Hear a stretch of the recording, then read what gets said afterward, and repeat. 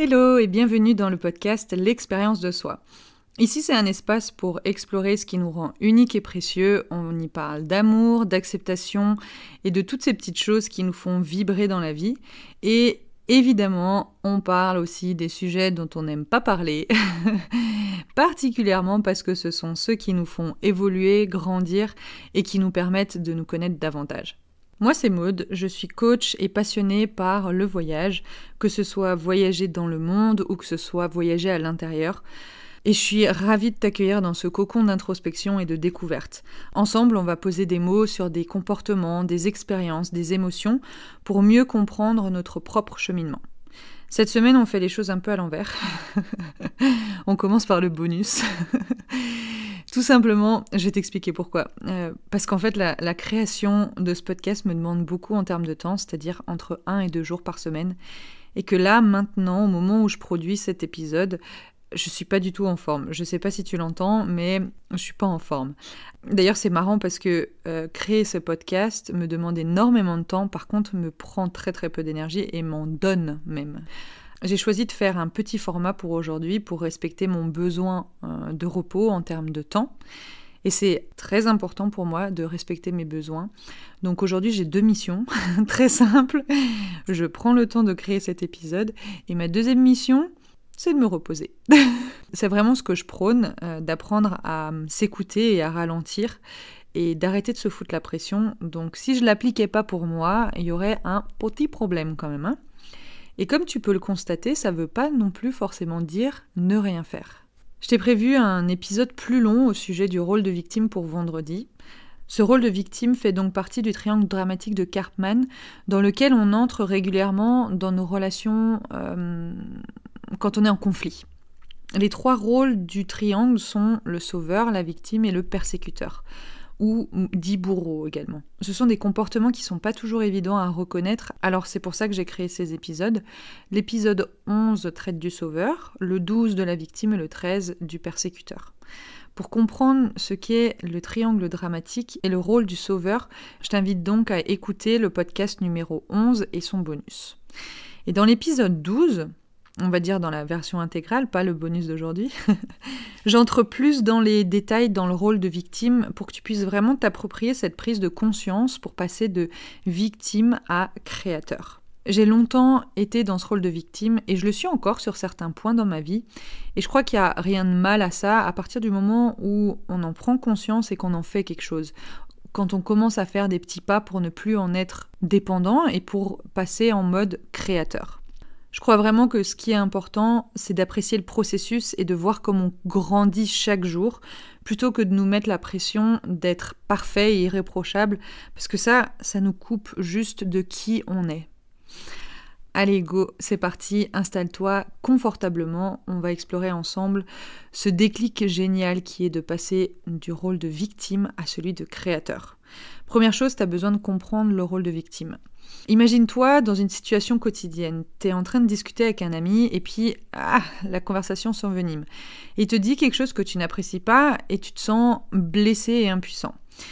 Et tu rentres chez toi avec une boule au ventre, te demandant pourquoi ça t'arrive toujours à toi, qu'est-ce que t'as fait de mal, qu'est-ce que t'as fait pour mériter ça, etc. Est-ce que ce sont des phrases qui te parlent, qui peuvent tourner dans ta tête ? Parce que c'est pas forcément les phrases qu'on dit toujours aux autres, mais c'est peut-être des pensées, qui te viennent de temps en temps. Cette sensation d'être à la merci des paroles des autres, c'est un super bon exemple de ce qu'on appelle être dans le rôle de victime. Maintenant, pour comprendre ce que c'est le rôle de créateur, imagine complètement autre chose. La prochaine fois que tu parles avec ton ami, tu choisis de répondre complètement différemment. Tu écoutes ses critiques, ce que l'autre a à dire, mais au lieu de te laisser abattre, tu prends une grande respiration et tu lui dis calmement ce que tu ressens et ce que tu aimerais changer. Et là, tu prends ton pouvoir et ta responsabilité dans la situation. C'est ça, être créateur. C'est utiliser chaque interaction comme une opportunité pour grandir et améliorer les choses. Et pour ça, il y a 4 clés essentielles que tu dois connaître. La première clé, c'est prendre conscience. Il faut que tu ressentes la différence entre subir et agir. Subir, c'est accepter les critiques sans agir, sans rien faire derrière.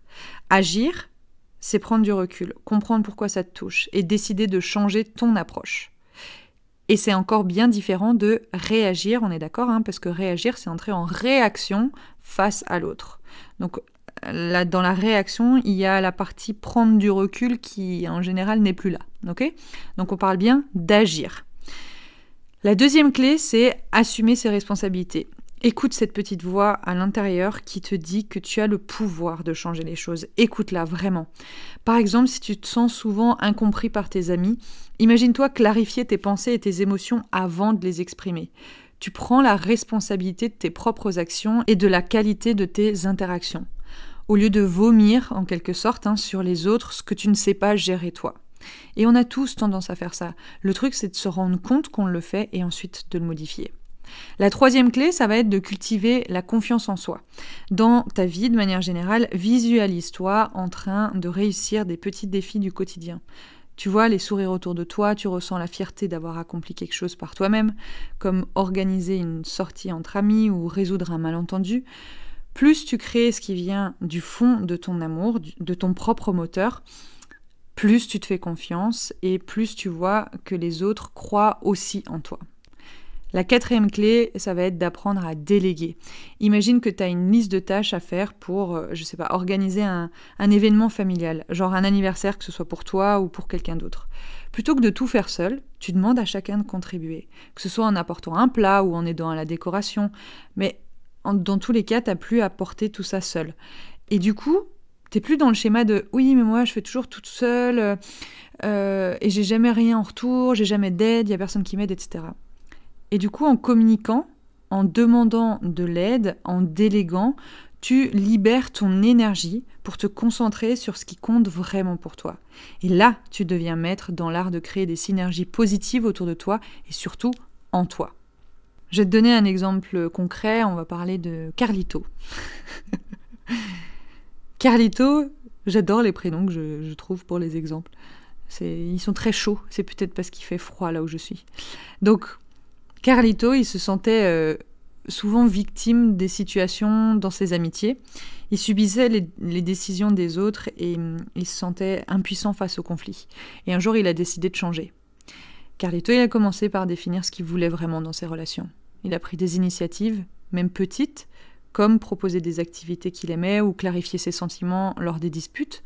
Et en quelques mois, Carlito, il a remarqué que ses relations s'amélioraient et qu'il se sentait de plus en plus épanoui dans sa relation à autrui.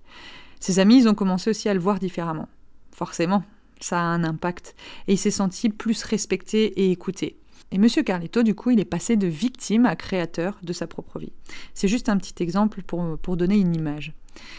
Ce que je veux te faire comprendre dans cet épisode bonus, c'est que passer du rôle de victime à celui de créateur, c'est comme passer de spectateur à réalisateur de son propre film.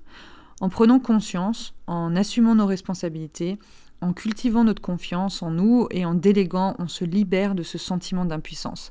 Parce que ça, c'est le problème, ce sentiment d'impuissance. On devient alors maître de notre vie et on retrouve cette puissance en nous.